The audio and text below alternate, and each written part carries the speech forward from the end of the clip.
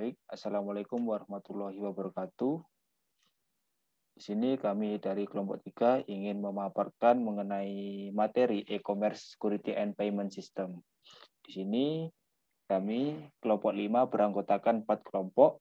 Yang pertama, Tisca Rahmawati 2018-401 maksudnya. Yang kedua, Yolanda Novitasari 2018-404. Yang ketiga, saya sendiri, Dana Yuda Bayangkara 2018-420. Yang keempat, Haidar Nurrahman 2018-418. Oke. Untuk yang pertama yaitu mengenai penjelasan tentang e-commerce. Apa sih itu e-commerce? E-commerce merupakan bentuk perdagangan secara elektronik melalui media internet. Bisnis ini bisa berjalan selama 24 jam non-stop sehari, 7 hari seminggu, dan luas pangsa pasarnya menjangkau dari tingkat lokal hingga mancanegara. Dengan e-commerce memungkinkan pelanggan bertransaksi dengan cepat dan biaya yang murah tanpa melalui proses yang berbelit-belit. Di mana pihak pembeli cukup mengakses internet ke website perusahaan yang mengiklankan produknya di internet. Yang kemudian pihak pembeli cukup mempelajari term of condition atau ketentuan-ketentuan yang diisyaratkan oleh pihak penjual. E-commerce selain memiliki sisi positif juga memiliki sisi negatif, yaitu rawan tindak pidana kejahatan dunia maya atau juga bisa disebut cybercrime. Misalnya penipuan dengan cara pencurian identitas dan membohongi pelanggan, kejahatan kartu kredit, phishing, spammer, dan lain-lain. Ancaman akan keamanan tersebut akan mengakibatkan pelanggan takut melakukan transaksi dan kemudian kembali ke metode tradisional dalam melakukan bisnis. Masalah-masalah yang telah disebabkan akan dapat diantisipasi apabila sebelumnya telah terdapat kesadaran akan pentingnya keamanan oleh para pelaku bisnis e-commerce. Untuk slide selanjutnya akan dijelaskan oleh teman saya, Yolanda Novitasari. Baik, di sini saya akan menjelaskan tentang 10 ancaman keamanan e-commerce. Yang pertama ada spam. Ancaman keamanan e-commerce yang pertama ini terutama ada di email-email spam. Email spam itu adalah sesuatu yang harus diperhatikan oleh siapapun yang bekerja di bisnis pemilik e-commerce. Nah, datang dalam bentuk komentar blog, bentuk tautan untuk menargetkan infeksi yang ditimbulkan oleh situs e-commerce sendiri. Terus yang kedua ada carding, bentuk penipuan kartu kredit, di mana kartu kredit curian digunakan untuk melakukan transaksi secara tidak sah. Pelaku pencurian kartu kredit ini terlibat dalam penipuan jenis yang disebut carder. Yang ketiga ada phishing, yaitu ancaman yang digunakan hacker untuk mendapatkan informasi di situs web e-commerce. Mereka melakukan ini dengan mengirim email palsu untuk mendapatkan akses ke informasi pribadi atau segala jenis detail pada aplikasi yang terlogin. Terus yang keempat ada malware. Itu adalah program kejahatan dalam suatu ancaman keamanan e-commerce yang paling berbahaya. Hacker akan merancang malware dengan menyebar situs web e-commerce seperti api yang bisa menyebar dengan cepat karena sifat jaringan komputer itu sendiri. Yang kelima ada DDoS. DDoS ini singkatan dari Distributed Denial of Service. Bagaimana sistem ini bisa sangat mengancam pesaing Anda, mungkin melainkan peran aktif dalam mengeluarkan situs web dari internet.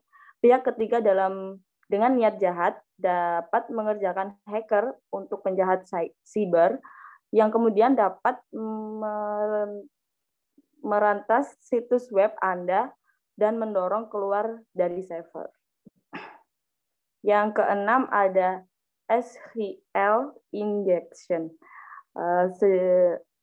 SQL ini merupakan situs dari web e-commerce yang rentan terjadi kejahatan. Serangan-serangan ini terjadi ketika situs web e-commerce menerima input yang terkontaminasi suntikan tersebut akan memungkinkan hacker untuk mencuri informasi sensitif dari pelanggan Anda dan menyebabkan kerusakan parah pada bisnis Anda. Yang ketujuh ada blocking card. Blocking card ini mereka yang berbelanja online akan mengetahui pentingnya keranjang online. Namun hacker sebenarnya dapat memblokir keranjang dengan menambahkan banyak produk di dalamnya melalui berbagai alamat IP. Ini akan mendorong batas keranjang online dari pelanggan yang ingin berbelanja akan melihat produk itu kehabisan stok. Yang ke-8 ada risk of fraud, yaitu bisnis online cenderung rentan terhadap penipuan melalui sarana internal dan eksternal. Dalam bentuk bisnis ini, selama orang tersebut mengetahui kata sandi dan jawaban atas pertanyaan keamanan, sistem akan mengotentikasi Anda sebagai pemilik yang sah tanpa melindungi identitas Anda. Ini sering mengakibatkan pencurian dan penipuan. Yang ke-9 ada poor management. Salah satu alasan utama mengapa situs web e-commerce harus mengalami ancaman daring dari manajemen yang tidak memadai, dengan memprioritaskan hal-hal selain keamanan e-commerce, bisnis semacam itu membuat sistem mereka terancam berbahaya. Jika tidak mengalokasikan dana yang tepat untuk perangkat lunak, antivirus, atau pemeriksaan keamanan rutin, maka akan selalu ada ancaman yang mengintai di tikungan setiap penyerangan sistem. Yang ke-10 ada malicious threat. Ancaman serius lain yaitu yang diperhatikan dalam perangkat lunak berbahaya. Ini biasanya termasuk virus worm dan kuda Trojan, semuanya menimbulkan bahaya besar bagi sistem Anda. Virus berbagai masukan ke dalam sistem melalui sumber eksternal. Begitu mereka menemukan jalan ke jaringan, mereka benar-benar akan menghancurkan komputer dari dalam dengan merusak semua file dan mengganggu operasi situs web e-commerce. Selanjutnya akan dijelaskan oleh teman saya.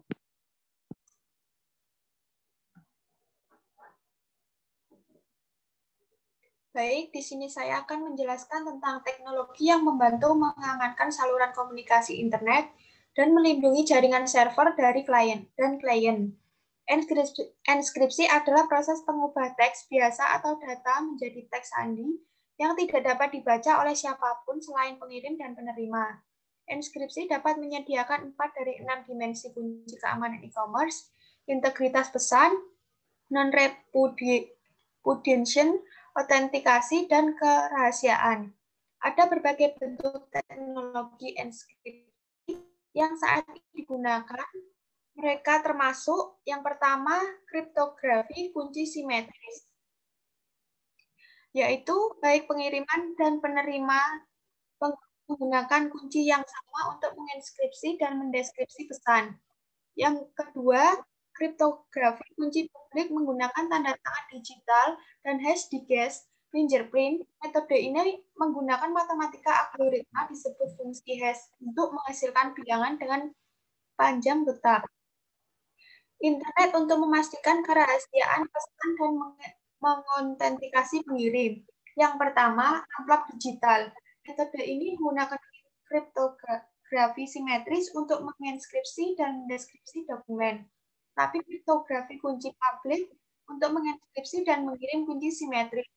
Yang kedua, sertifikat digital dan infrastruktur kunci publik. Metode ini bergantung pada otoritas sertifikasi yang menerbitkan, memverifikasi, dan menjamin sertifikat digital. Dokumen digital yang berisi nama file subjek atau perusahaan.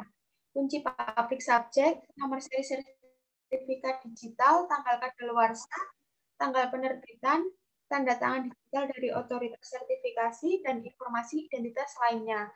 Yang selanjutnya akan dijelaskan oleh teman saya. Baik, di sini saya akan menjelaskan mengenai pentingnya kebijakan, prosedur, dan hukum dalam menciptakan keamanan. Untuk meminimalkan ancaman keamanan, perusahaan e-commerce harus mengembangkan kebijakan perusahaan yang koheren, memperhitungkan sifat resiko, aset informasi yang perlu dilindungi, dan prosedurnya, dan teknologi yang dibutuhkan untuk mengatasi resiko, serta mekanisme implementasi dan audit.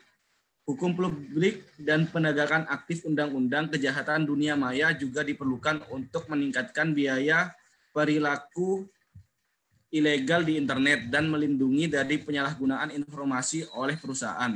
Langkah-langkah kunci dalam mengembangkan rencana keamanan adalah: yang pertama, lakukan penilaian risiko dan poin kerentanan. Yang kedua, kembangkan kebijakan keamanan serangkaian pernyataan yang memprioritaskan risiko informasi, mengidentifikasi yang dapat diterima target risiko, dan mengidentifikasi mekanisme untuk mencapai target tersebut. Kemudian yang ketiga, buat rencana implementasi rencana yang menentukan bagaimana Anda akan menerjemahkan tingkat yang dapat diterima risiko menjadi seperangkat alat, teknologi, kebijakan, dan prosedur. Kemudian yang keempat, buat tim keamanan individu yang akan bertanggung jawab atas pemeliharaan, audit, dan perbaikan. Kemudian yang kelima, lakukan audit keamanan berkala, tinjauan rutin, log akses, dan pola aktivitas yang tidak biasa. Slide selanjutnya. Identifikasi sistem pembayaran e-niaga utama yang digunakan saat ini. Jenis utama sistem pembayaran e-niaga yang digunakan saat ini meliputi: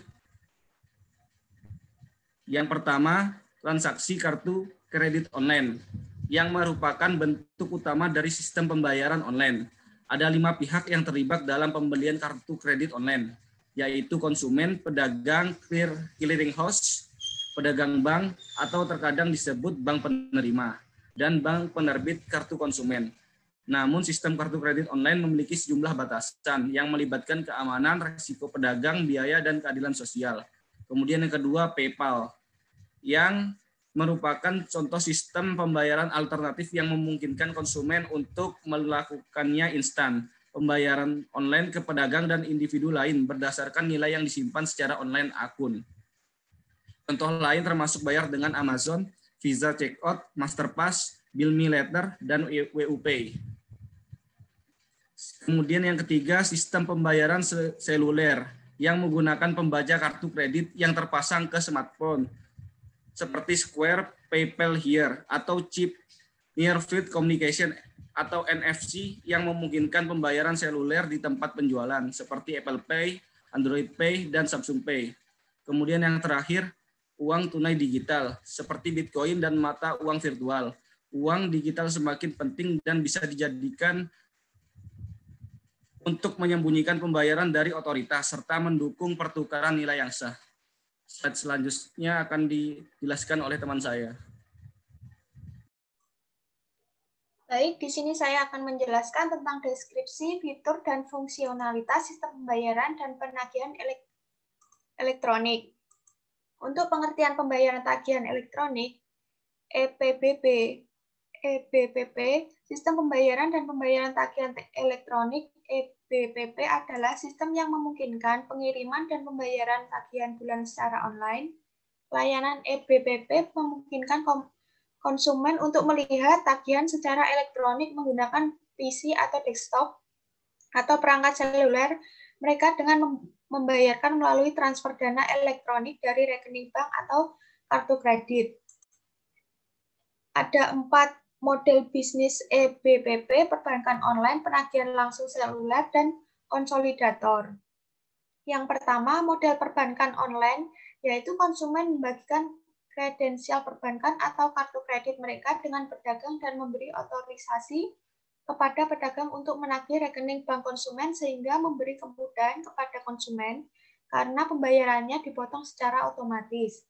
Yang kedua, model penagih langsung, yaitu konsumen dikirimi tagihan melalui pemberitahuan email dan membuka situs web pedagang untuk melakukan pembayaran menggunakan kredensial perbankan mereka.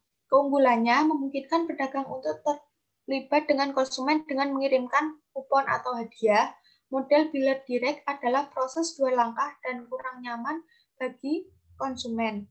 Untuk yang ketiga, model seluler, yaitu konsumen melakukan pembayaran menggunakan aplikasi seluler dan mengandalkan kredensial bank mereka sebagai sumber dana. Konsumen diberitahu tentang tagihan melalui pesan teks dan otorisasi pembayaran. Keunggulannya kemudian bagi konsumen dan membayar tagihan saat menggunakan ponselnya. Tetapi juga kecepatan pembayaran tagihan dalam satu langkah. Yang keempat, model konsolidator. Pihak ketiga seperti lembaga keuangan yang mengumpulkan semua tagihan konsumen dan mengizinkan pembayaran tagihan satu pintu. Contohnya, Institute Petrus, Reserve, My Check Free, Minbills, dan lainnya.